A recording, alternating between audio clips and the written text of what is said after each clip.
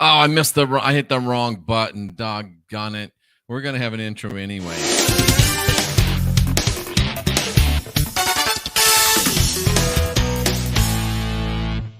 I was distracted by Daphne. She's messing up my game. I got a big announcement. She's in there blabbing, blabbing, blabbing. And we're trying to do things on the DL. I'm just joking around, obviously. But welcome. We are live from the Heartland. I'm Jeffrey Daugherty, the Christian Whistleblower. Tonight we are on YouTube.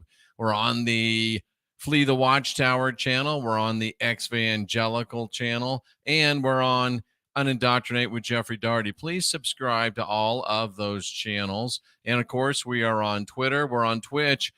Good news is we have tripled our viewership on Twitch. Bad news is it's gone from 2 people to 6 people. But hey, it's tripled, right? It's tripled. And we're so glad to have everybody here tonight. Let's say hello to a few people. Charles Glenn, David McDonald. I don't have Cash App. I suppose that I should. I think I tried to set it up, but it was tasking me, and I'm not going to do it. Basement Shaman. I don't think I've seen you before. Very glad to see you here before, and I apologize if I've missed you. Bonnie is still on vacation. It's nice to see you checking in. Rhonda is here. Christy Daniels, Eric Daly, Joni is here. Dead Neo, Cruz Michael, Light Infantry. Nice to see you as always. Bobby G, Etheric Bliss. Nina is in the house. That's the Rockfin crew. And Rockfin is our go-to station. I really hope that you'll go over there and follow us. It's just a great, great platform. And we just got a little note on Rockfin. What does it say? Well, not everything's a good comment. That just goes to prove it. That's so funny. All right. So let me get back on game here. Let me get back on track. I got to get back in the right place on Rockfin. So many distractions tonight. So many distractions. What's going on? What's going on around here? Okay. And on YouTube, we got a lot of folks. We've got somebody that's written in, I think, Korean. I can't read it. Alan Stiles, Two Trees. Evangelical Hour, as I said, Unindoctrinate with Jeffrey Daugherty, Flee the Watchtower. We also have Daphne Reloaded. I might as well say now, starting Friday, we're going to start a new tradition, a family tradition. And we're going to have what maybe micro interviews, meaning 15 minutes to a half hour. They may grow to macro interviews if they take on a life of their own. But we'll do it at the beginning of our D programs. And the first one will be this Friday with none other than Daphne Reloaded. Looking forward to talking with her this Friday, which will be the 6th for those of you that are keeping track. Daphne Reloaded is here. Jama is here. Brian is here. And Zeus is here. Dana is live, and she says love from New York. Super Galactic is here. Heidi is here. No daughter or grandma duty tonight, so she'll be tuned in.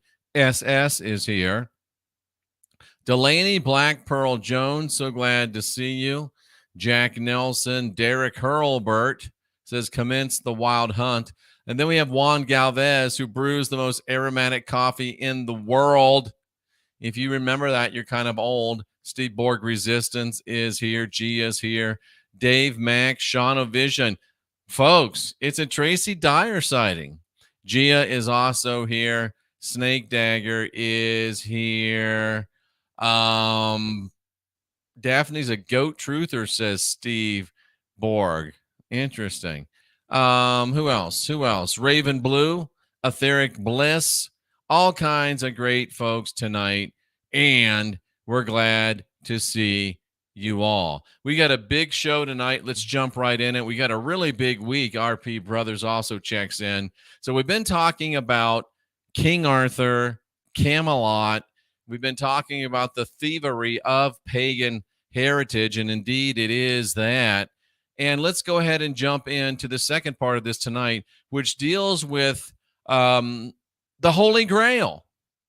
The Holy Grail. That's right. The Holy Grail is a thievery of pagan heritage. Where do you see this? From last night's deprogram, which I cannot go back over, Emperor Rex. I just can't do it. 38 Big Buddy Bob. Can't do it. From the story that we told last night, from the facts that we learned last night, from the history, Michael McCracken, that we learned last night, emerges the main tenet of the true Grail legends. Hello, Raven Blue.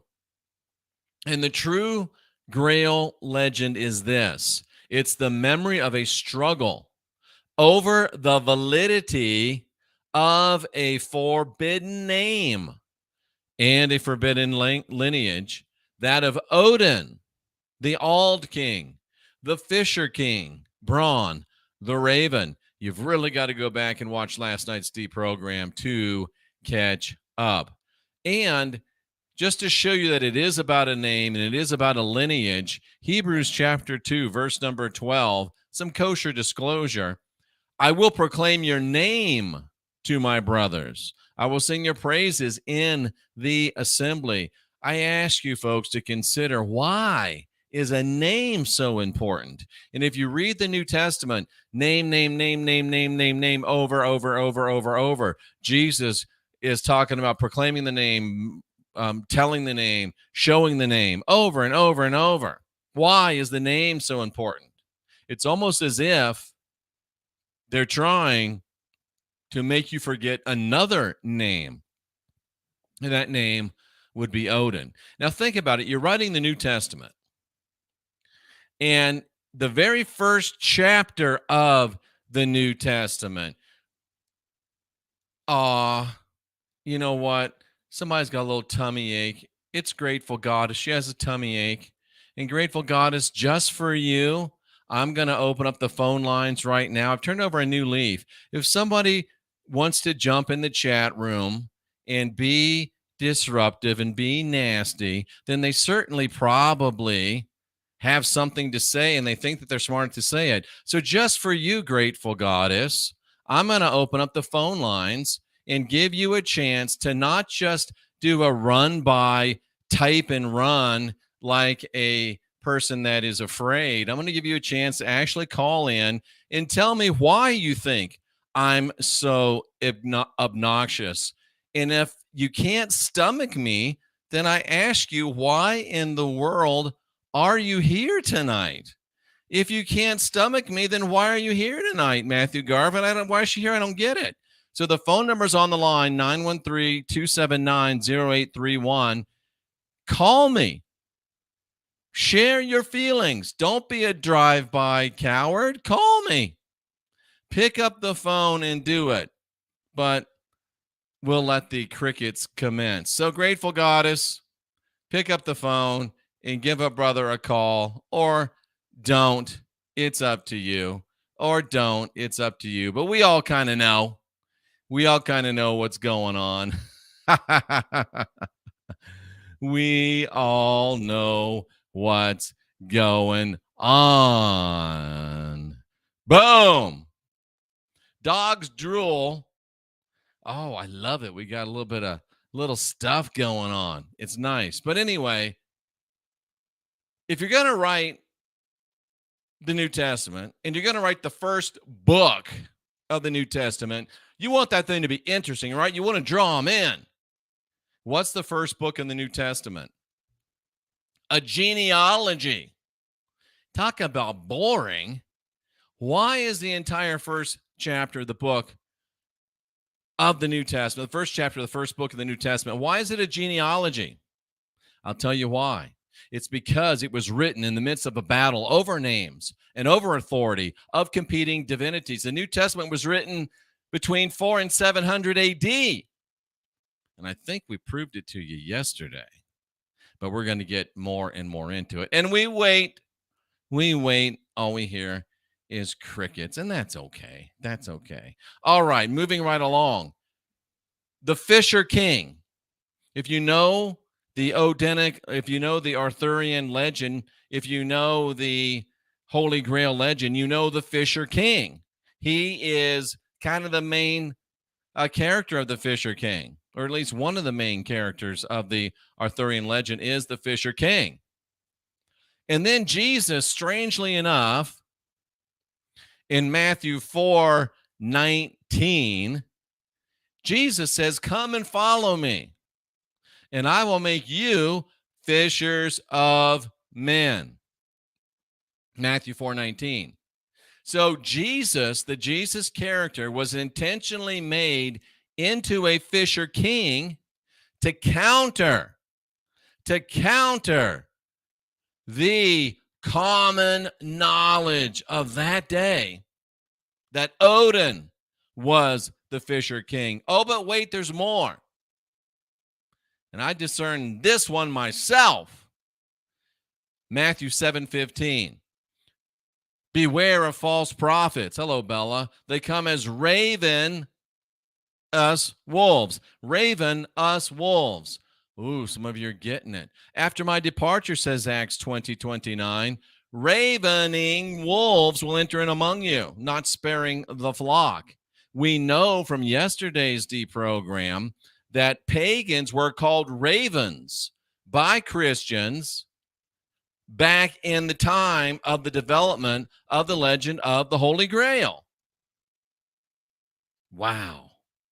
And the designator, I'm suggesting the designator ravening wolves, raven us wolves, doubles down on the identification and the tarring and feathering of Odin worshipers, especially noting that it's not just any two people of the New Testament that wrote that, but the two major figures of the New Testament, the Jesus character, the Paul character, both specifically employed that language. And this is further evidence pinning the writing of the New Testament to the times of the development of the Grail legends. And I continue to offer any Christian identity person to come on this channel or have me on theirs for a polite, respectful, scholarly discussion. They won't do it, but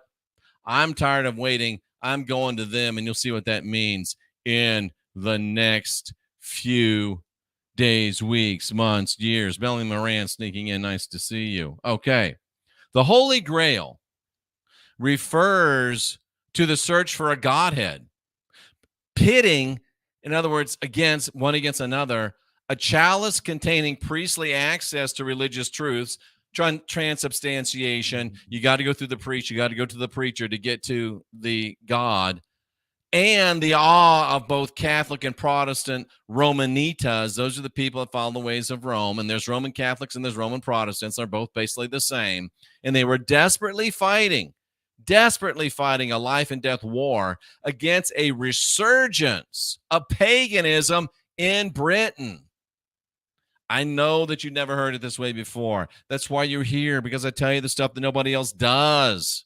That's why I just don't quit and go make money, because I've got this call and this vision and this, I got to do. This is what I was made to do. Britons could thus seek self-divinity or self-seek divinity. And many of them did in the skies and the stone monuments of the ancient celestial Father God. Even in the extrasensory realm called the music of the spheres, look it up, it's really cool. Or even as medieval stargazers did in the predictive zodiac. The pagan revival opened the door to a variety of interpretations of the Grail, symbols of humans' search for meaning and spirituality. That's why the Christian identityist and just the regular silly Christians and the Judeo-Christians, that's why they're so against us pagans, because we open the door for anybody and everybody to research for themselves and follow their own conscience. But you see, if you're a Christian, that's bad, because there's only one way, their way. I say nonsense. And about the time that the pagan revival started, and really in response to the pagan revival, again, 400, 500, 600, 700 AD, Man, we were badasses a really short time ago. That should encourage you. There was something called the Pelagian heresy. And what this guy was teaching, Pelagius, taught that original sin did not taint human nature and that humans have a free will to seek divinity.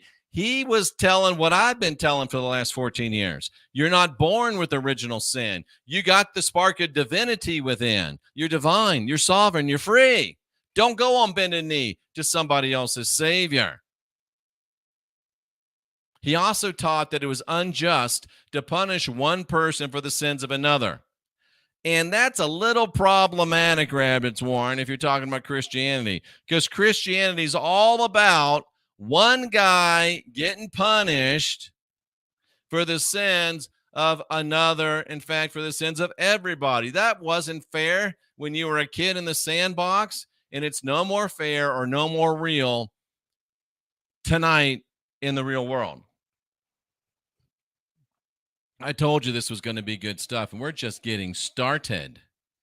The popular historic idea is that at the coming of the New English, that the Celts just simply headed for the hills of the Welsh and Scottish Highlands. And according to simplistic attitudes, the theme that constitutes the Grail legends is that they were taken straight from Celtic right over to medieval romance with only a pause to put a thin little veneer of Christianity. And the Grail's Celtic, then it's Christian. It has not a trace of non-Celtic tradition, and even though it was steeped in a land full of non-Celtic tradition. Why?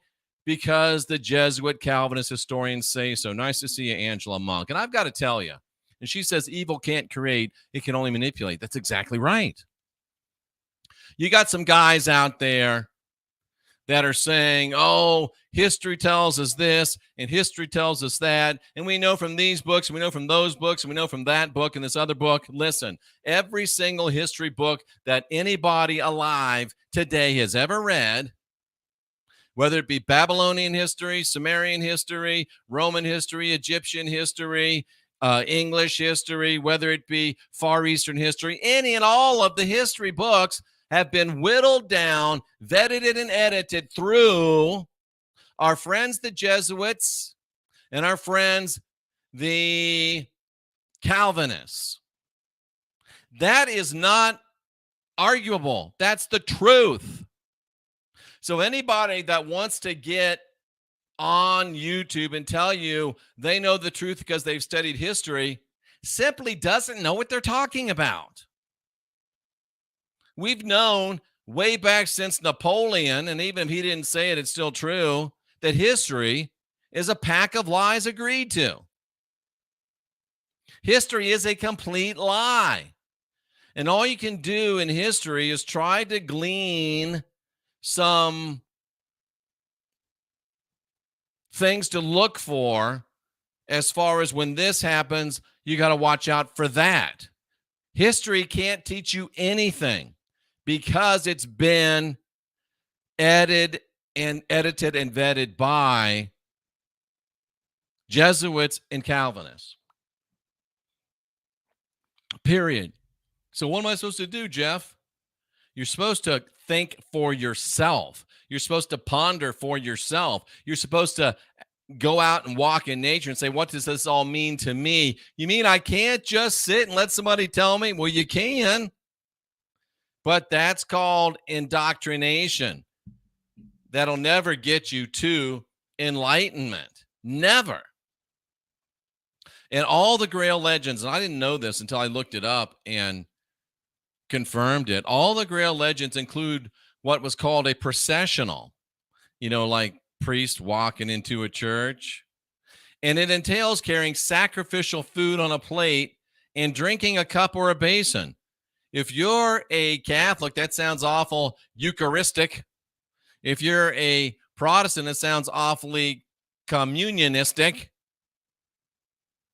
And it only sounds that way because it is. And this is the true origin of Christian communion. Why you so, KZ? I've talked with Brother Sanchez. I thought we were going to do some work, It didn't work out. I'll try to call him again.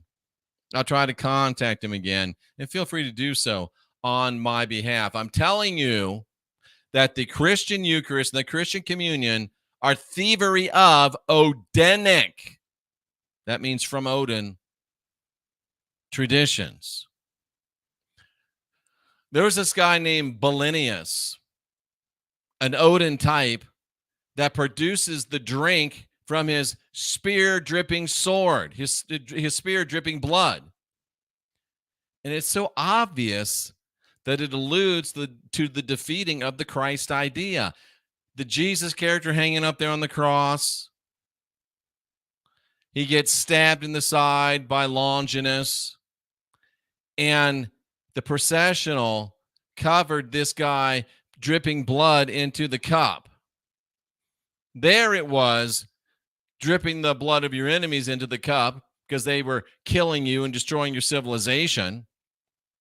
And the Christians took that. You can't have people knowing that Christianity made converts at the point of the Roman sword.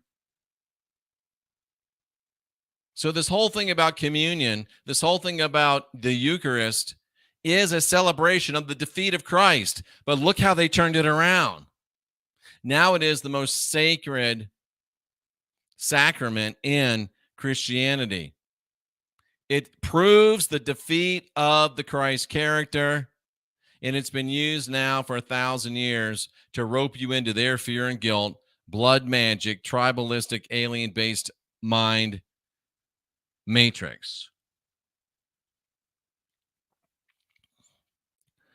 But see, they changed it a little, and they made it less fun, Linda Ferguson, because that processional used to have hunky warriors and beautiful women. They were emblematic of Valhalla's cupbearers, bringing the honey mead of inspiration.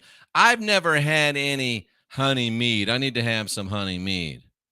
The Grail magically provides food. It magically provides it through the cauldron of plenty long before Jesus ever multiplied the loaves and the fishes. Even the loaves and the fishes were stolen from us, those bitches. It bothers me, but it also makes me swell with pride because they got nothing if they don't steal our stuff. Let's talk about a little bit of fake news in the age of King Arthur.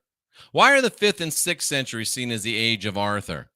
It was supposedly a period when a warlord with a Roman heritage, that being King Arthur, revived these enfeebled, frightened Britons and helped them fight off a pagan invasion.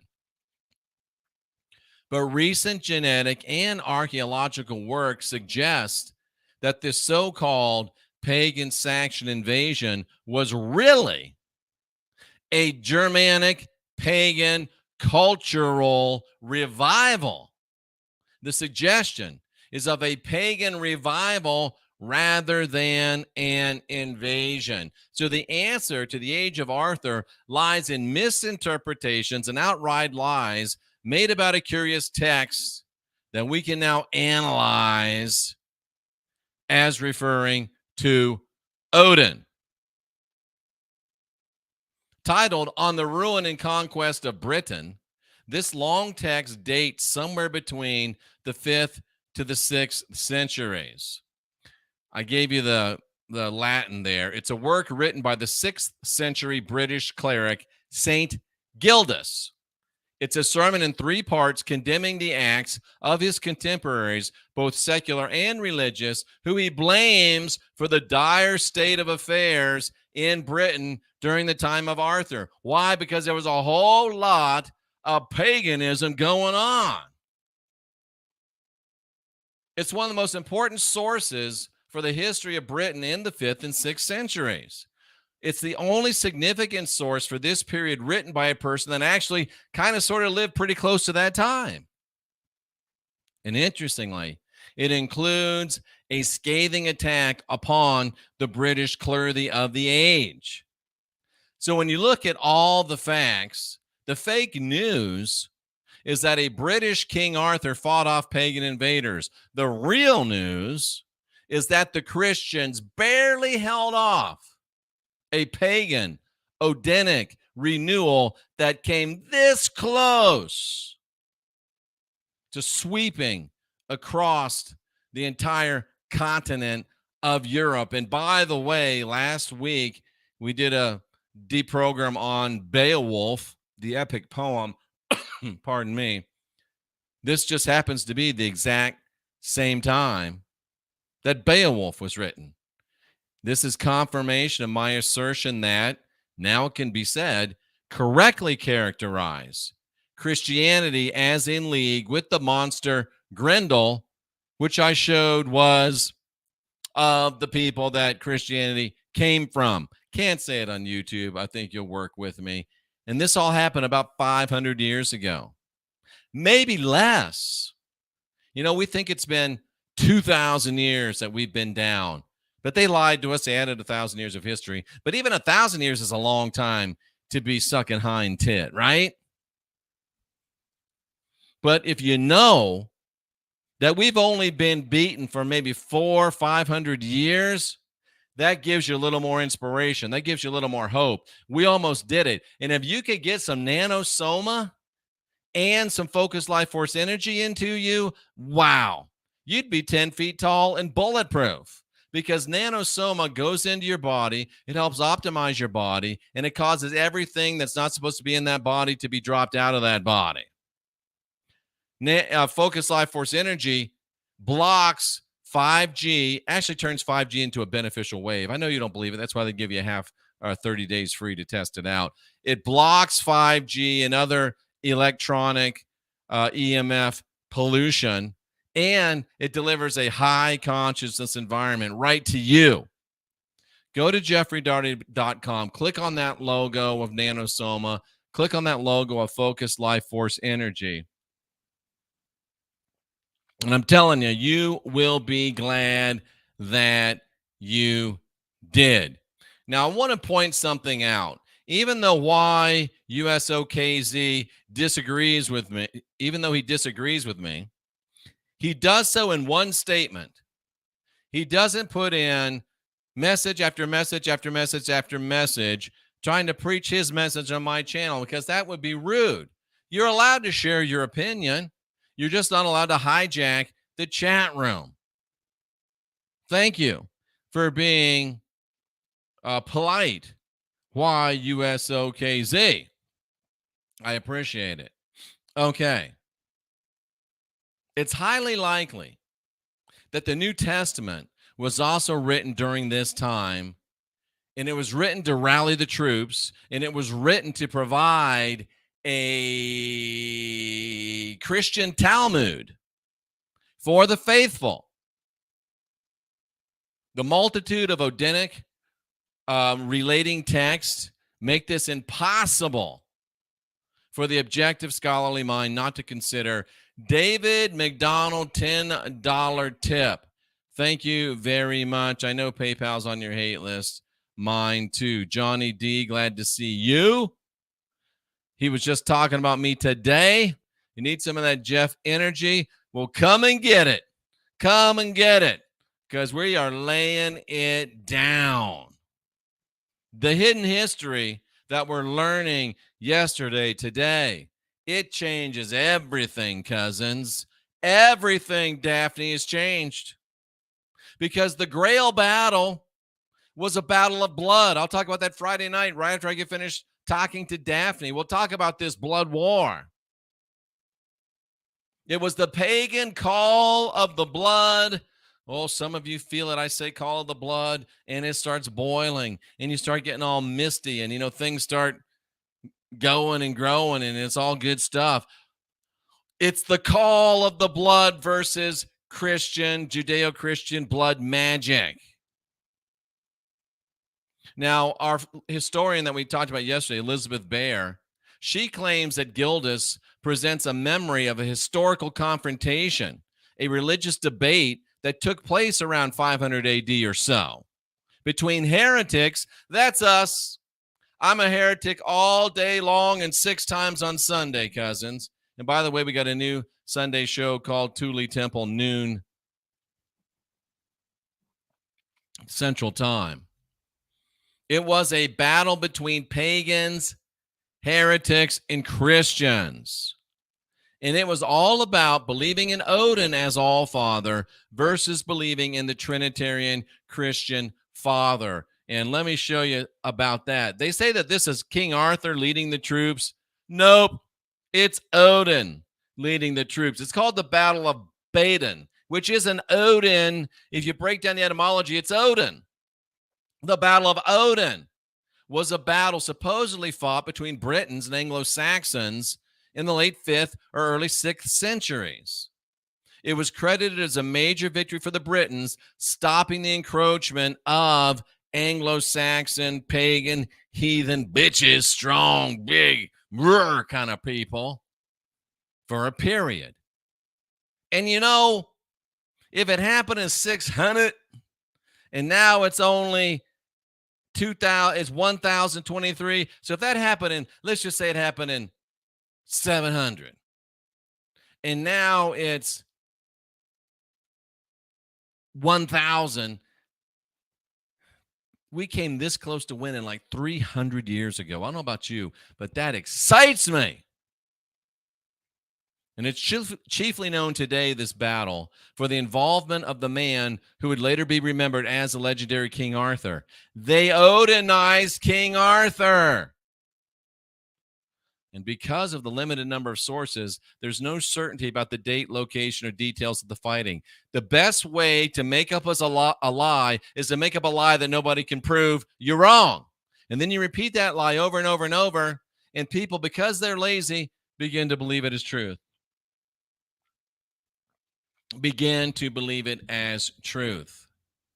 And because Odin Woden has not been on the agenda as the cause as well as the place of this struggle, no one has so far suggested the most likely place until tonight, the only dominant hill in southern England that had a suitable socio-religious heritage that included or alluded or related to Odin or Woden, kind of like the globe Earth. Exactly, Daphne. It's called Woden or Woden or Odin Hill, and it's still called that today. It's a massive mound. And who doesn't like a massive mound, right? It's a massive mound next to the sacred Silbury Hill. And it's part of the extensive Stonehenge ritual landscape that the archaeologists are now revealing. Woden Hill was a telling home ground for this contested debate. And guess what? That's it right there. That's Woden Hill. And when I saw this, folks, something stirred inside me. Something called to my history. Something called to my heritage. The call of the blood. The Hyperborean Aryan fire stoked up within me when I saw this photo. I should have pulled that guy out, but I was busy. That's Woden Hill. That's where this battle happened. And you can feel it. You can hear it. They may take our lives, but they'll never take our freedom. By 400 AD, and this lets you know things were really going. I like that, dog's drool. I'm not a believer. I'm a researcher. That's exactly what I am. By 400 AD, the emperor Theodosius had to call in foreign help to aid in stemming the rampaging of heresy, heathenism, and paganism. Johnny D was pumping some gas. Good.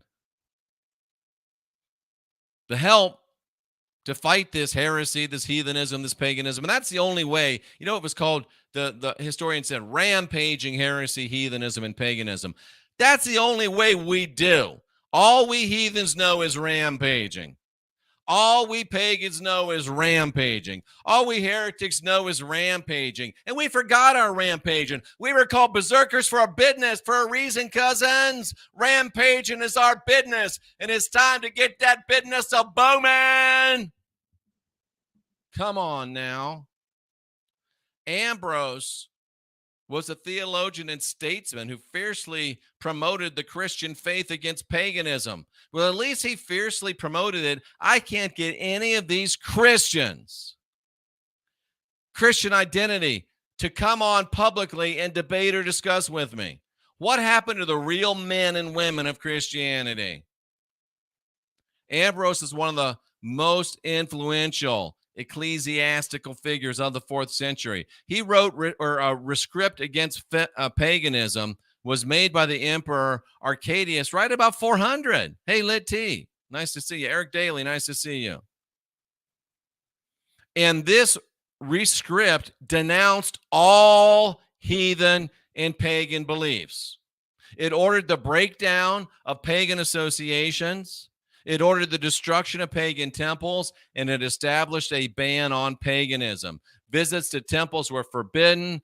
The remaining pagan holidays were abolished. The sacred fire in the temple of Vesta in the Roman Forum was extinguished. The Vestal virgins were disbanded. And auspices, which is bird divination, and witchcraft were made capital offenses.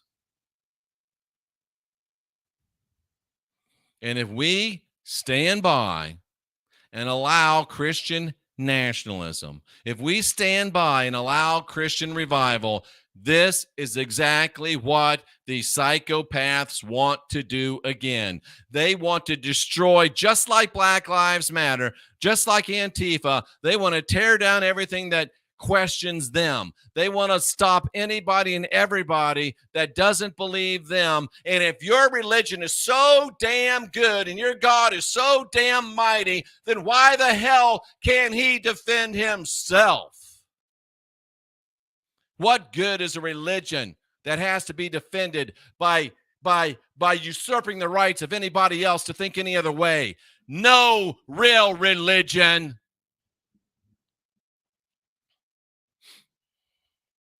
I'm a little bit turned up tonight. I don't know why. And Theodosius refused to restore the altar of victory in the Senate House as requested by the pagan senators. About 400, he became the emperor of the whole empire. He was the last one to do it. And from that moment until the reign of his empire, pagans remained outspoken, but he authorized or participated in the destruction of temples, sites, images, objects of piety throughout the empire by Christians. They will tear down all monuments just like the cowards of BLM and Antifa do. They will. He issued a comprehensive law that prohibited any public pagan ritual. No more naked dancing around the campfire. Michael McCracken, $5. Here's the bottom line, says Michael McCracken, $5. You pay $5. I read your comment. Here's the bottom line, he says. The wild hunt and growth, knowledge, and freedom of our people is my main goal. The remembrance of my ancestors and their many accomplishments and truths daily is how I honor them. My skin is my flag, my blood is my nation, and my DNA is my birthright. I care not of other races other than my own. However, I will place nothing above my peace, prosperity, and proliferation of my race. Good stuff. He even prohibited the Olympic Games, the ancient original Olympic Games. The last time that they were held was 393. How about that?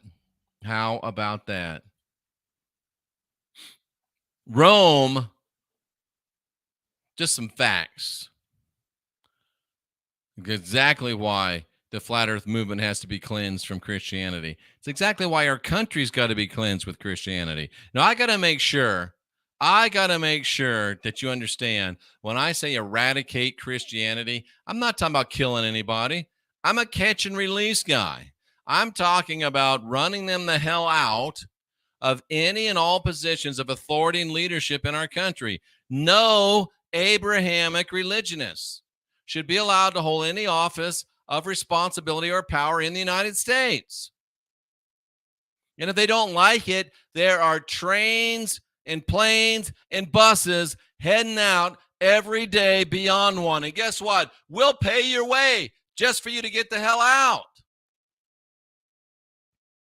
Nice to see you, bearded star. So this battle really became a battle for the survival of paganism. And by 500 AD, they were saying paganism was now dead. Do you believe in a resurrection? We are the resurrection. We are the life. And we're coming back. So it was all fake news. There was no battle of Baden against the pagan invasion. It was a revival of pagan culture and heritage. And we almost won the war that history hid. Odin lives on, hidden as Old King Cole, hidden as Father Christmas, the old Yule Father in his red cloak, now blatantly stolen and Christianized into Santa Claus. Do you understand this, folks? The most sacred season of Christianity is Christmas. They stole it from us.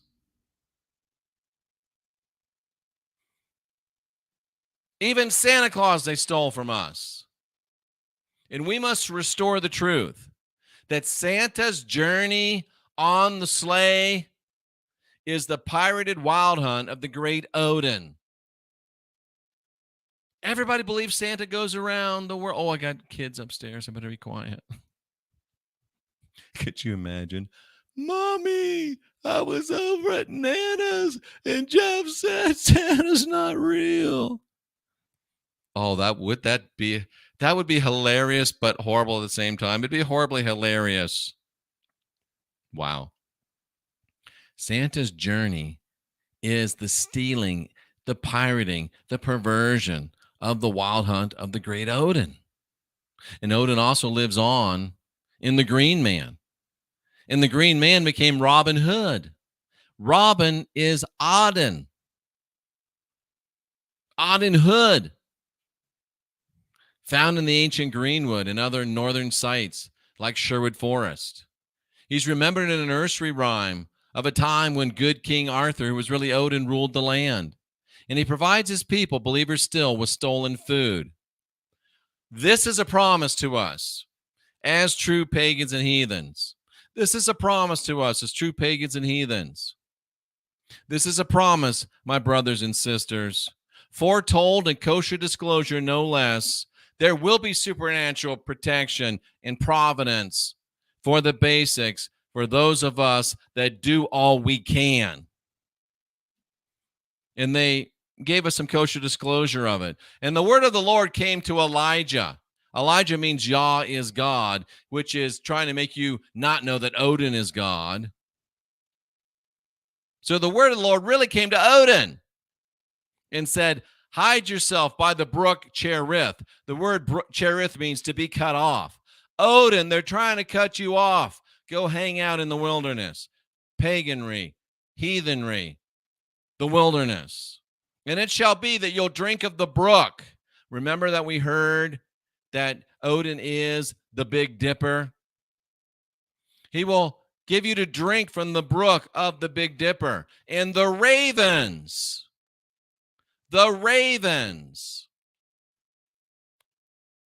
Odin will feed you.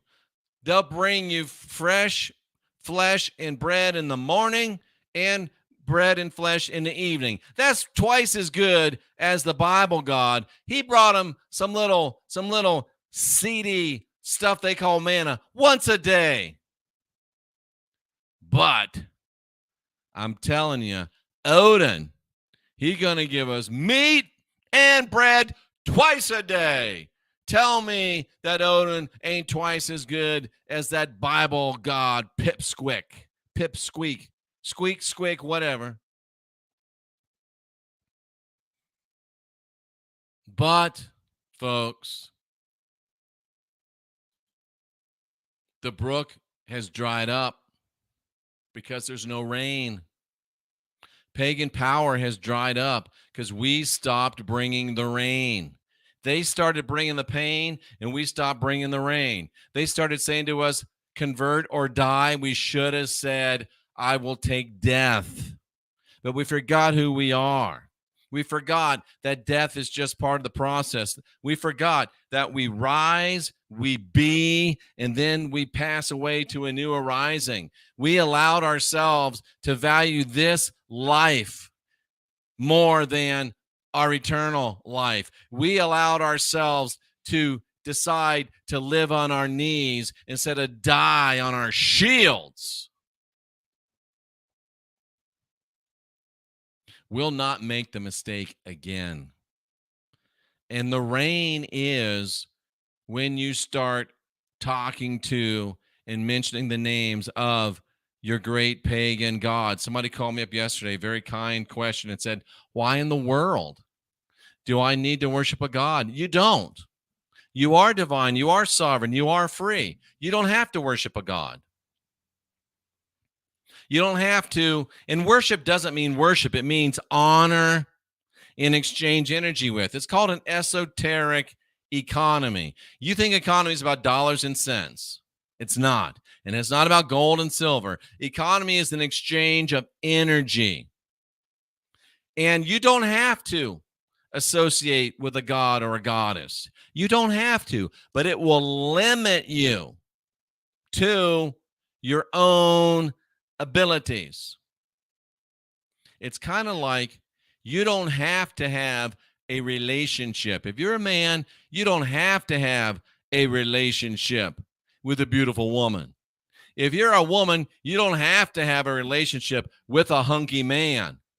But when you do, there's this thing that's called synergy. And it means that the whole becomes greater than the sum of the parts. So I'm suggesting to you that you might want to begin to consider what happens when you enter into an esoteric economy with a god or a goddess. Why am I talking so much about the name Danu? Why am I talking so much about the name Dawn, the name Odin? Because I'm entering into esoteric economies with them. When I say the name Dagda, when I say the name, and why is it leaving me? When I say the name Danu, when I say the name Odin, when I say the name Dawn, that's bringing the rain, baby, because these gods and goddesses can only be active and vibrant and alive when we bring the rain, and that is mentioning their name and giving them energy. Now, you notice I didn't say worship. You notice I didn't say get on your knees. Oh, where is that? I got to read this. This is so good. Somebody sent it to me today. It's on my Gab. Let me just pull it up on the phone here real quick. It's so powerful, and it says it in a much better way than my halting way. Hopefully I can find it real quick. Let me hit my profile. Boom. And I'll show you. I'll tell you what this says. I'd like to show you, but that would be too problematic. All right, where is it? This is my profile. Where is it? Here it is. We do not bend our knee in supplication to our gods and goddesses, nor do we beg them to do for us. That's Christian nonsense. Rather, we ask them to empower us to do for ourselves.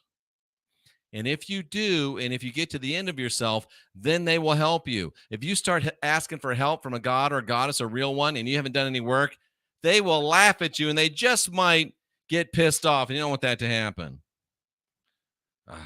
It went off. You know how it goes. All right. Rather, we ask them to empower us to do for ourselves. We neither need nor ask for our God's forgiveness. We were not born into sin, but we were born to be the best that we can be. Can I get a hell yeah? I got a strange accent.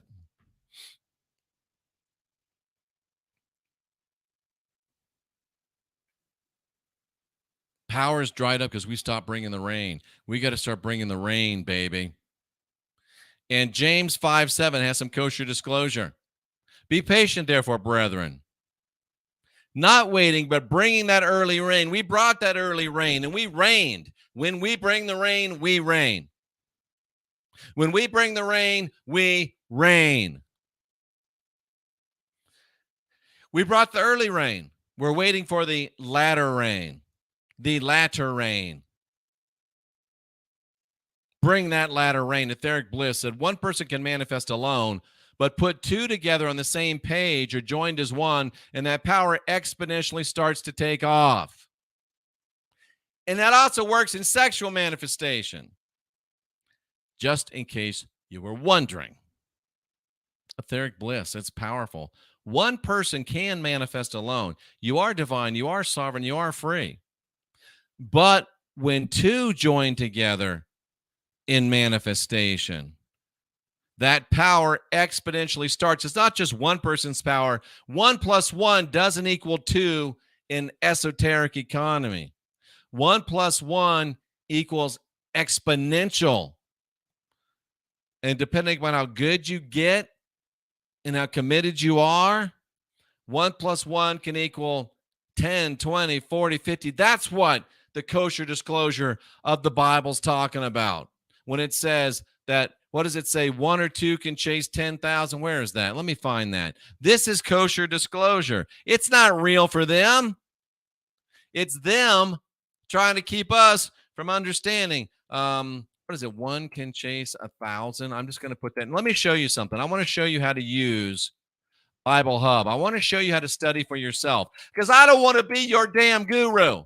That's way too much responsibility. I don't want to be your expert. I don't want you calling me. I don't want you hanging on, oh, I got to go to Jeff so I can know what to do. I got to go to Jeff so I can know what to be. I got to go to Jeff so I can get the answers. That's nonsense. I'm not your guru.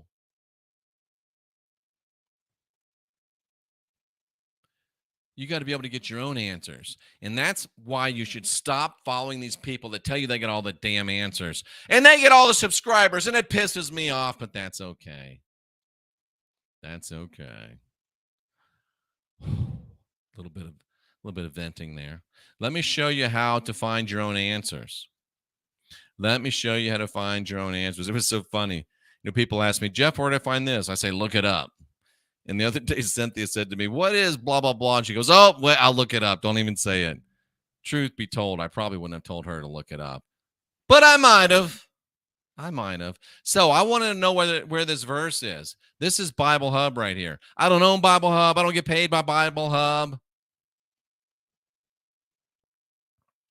Don't tell them I use it. They'll cut me off. But I know I want to know something about 1 will chase 1,000, 2 will chase 10,000, something like that. So I'm going to put in 1 will chase 1,000. I'm just going to put that in and hit enter. Look at that. Is this it? 1,000 will flee at the threat of 1. And the threat at 5, everybody will flee. So by yourself, you might be able to make 1,000 flee. But if you get 5 people together, then you can win the war. This is the answer to all you. I had some guy that was going to do a micro. Interview with. I was going to do a micro interview with him. And then he started in with, oh, Jeff, you got to let the Christians in. We need the numbers. No, you need the numbers because you've got enough badassery in you. You need the numbers because you don't understand. You need the numbers because you're babies. You need the numbers because you're not badasses like we are. You don't understand the esoteric economy. So you want to bow your knee and cuck up to a bunch of Christians that hate you and will shoot you in the back if we ever come to battle. I don't want the Christians. I don't need the Christians. I will personally defeat every damn one of them. I will eradicate the world of Christianity. 14 years ago, I started this channel. Over 80% of the people in America self-identified in the Pew poll as Christians. 14 years later, I've been yelling and screaming and ranting and raving, and less than 50% of people now self-identify as Christians. Did I do it all? Maybe. But don't tell me I didn't have a part in it. But see, this is the part you don't understand. One person can make 1,000 flee. All we need is 5. And everybody flees if we just have 5. Oh, this is the one I was really looking for. One man can make 1,000 go. One man can make 1,000 run. 2 can put 10,000 to flight. That's kosher disclosure. That's not for Christians. That's for us.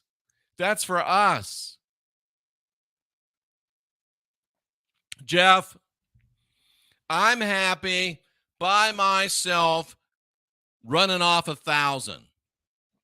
You know what? I can't blame you. I can't say anything to you.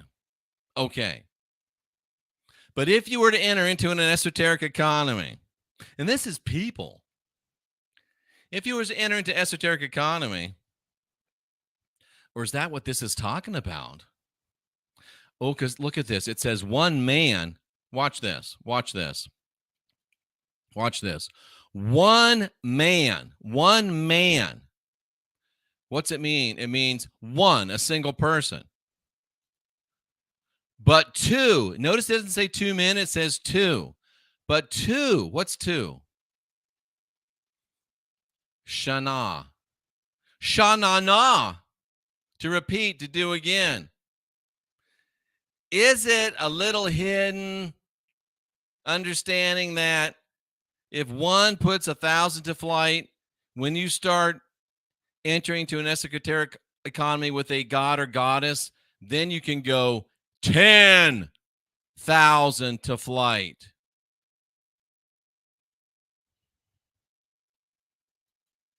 I'm not saying you have to, but I'm saying you might want to consider it. You might want to consider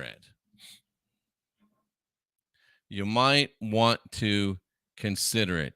That's all I'm saying. Let me finish up this program.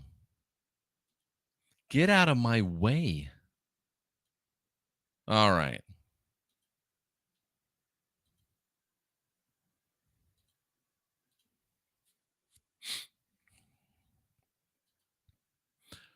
This understanding shows us that pagans were still resisting far later than we led to believe. Robin Hood can be more realistically recast as pagan believers resisting the Babylonian money magic system that was being leveraged by Christian kings. We pagans didn't even use money, and we were not about to go quietly along with allowing it to rule both the world and the hearts and minds of men. And Robin Hood, connected to Green Man, shows the obvious sacred connection between pagans and nature. Remember, that's Odin. There's sufficient evidence to declare that Odin existed in Britain as a much proscribed, which means prohibited, as a much prohibited but secretly remembered god. And that the Norse term Arthur means all father, which is Odin. This breaks new ground regarding the origin of King Arthur and the history and pseudo-history and the false allocated time period as well that surrounds his name. It might have been even later. We was kings. Those idiots. We're kings. Still, we just forgot. All four, Arthur, the All-Father, is still traceable as originating from Odin. Wow.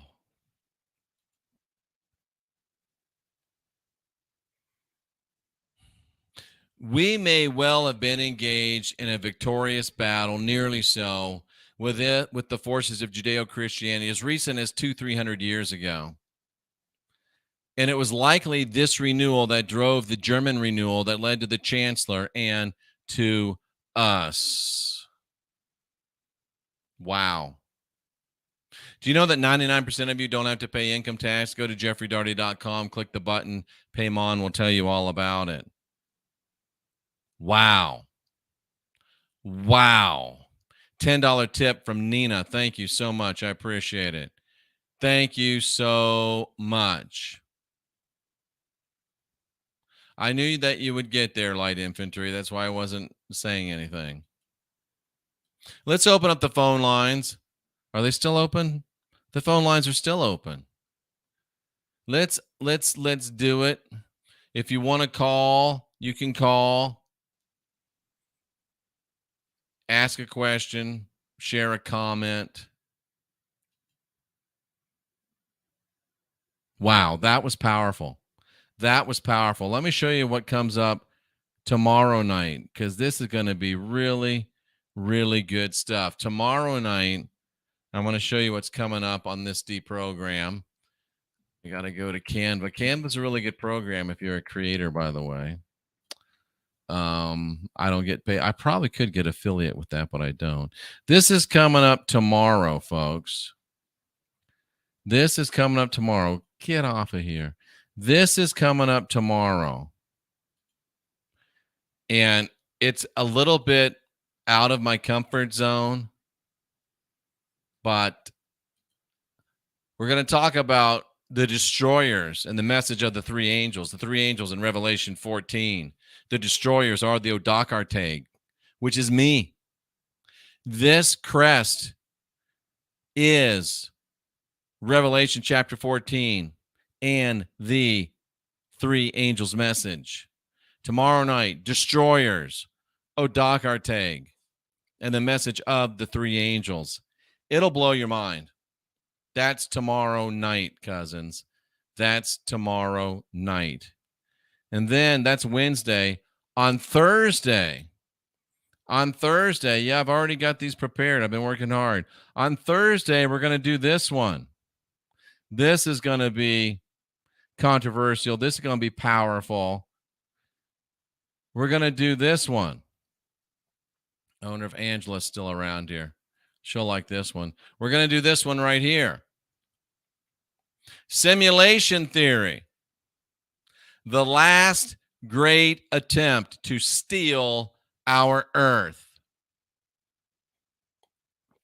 Thank you, Melanie. The last great attempt to steal our Earth. Is that a phoenix? You bet your ass that's a phoenix. And Friday night, and it might be my last Friday show, we will start off with a micro interview with Daphne Reloaded. And then we will roll into this one, which I don't have done yet, but wow, this is going to be so, I mean, I say powerful a lot, but I can't think of any other word. Friday night after the micro interview with Daphne, we will be talking about the blood war, the call of the blood versus Judeo-Christian blood magic. Yeah, it's gonna be that and more. It's gonna be that and more.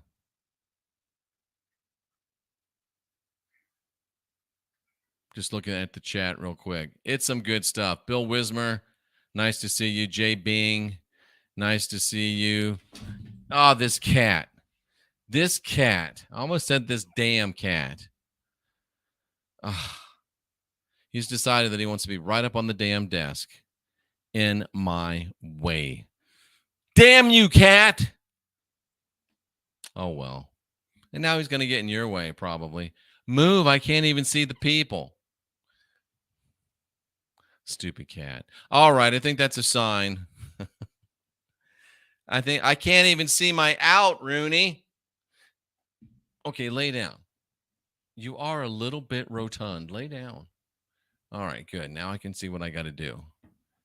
Rooney, get out of my way. All right. I hope you're comfortable because you're messing everything up. You're messing everything up. You are divine, sovereign, and free. You're not born with original sin. You got the spark of divinity within. Do not be satisfied sucking hind tit. Press up on in there and get what you want. I'm Jeffrey Daugherty, the Christian whistleblower. I appreciate you. I salute you for being here seeking after truth. And we'll do the card throwing thing. How about that? See you tomorrow.